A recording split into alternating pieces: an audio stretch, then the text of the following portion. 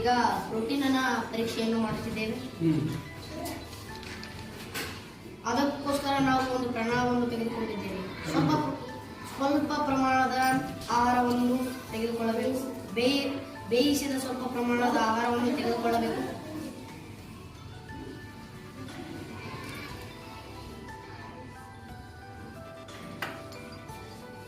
ಅದನ್ನು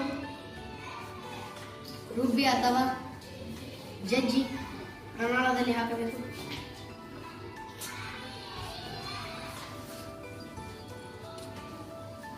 ಮತ್ತು 2 ಹನಿ ಸ್ವಲ್ಪ ನೀರನ್ನು ಹಾಕಬೇಕು. ಅದನ್ನು ಚೆನ್ನಾಗಿ ಕುಲುಕಬೇಕು.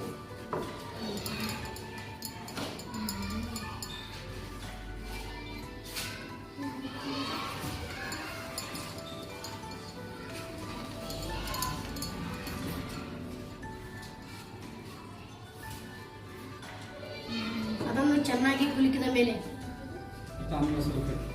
ಸ್ವಲ್ಪ ತಾಮ್ರದ ಸಲ್ಫೇಟ್ ಅನ್ನು ಹಾಕಬೇಕು. ಅದನ್ನು ಚೆನ್ನಾಗಿ ಸ್ವಲ್ಪ ಕುಲುಕಬೇಕು.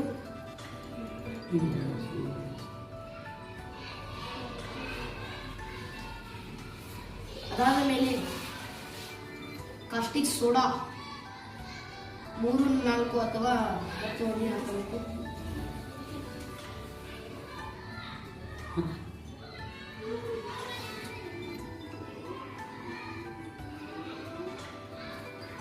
ಅದನ್ನು ಸ್ವಲ್ಪ ಕುಲುಕಿ ನೋಡಿ, ಅದು ನೇರಳೆ ಬಣ್ಣಕ್ಕೆ ತಿರುಗಿದೆ. ಅದರಲ್ಲಿ ಪ್ರೋಟೀನ್ನ ಇರುವಿಕೆಯನ್ನು ತೋರಿಸುತ್ತದೆ. ಧನ್ಯವಾದಗಳು.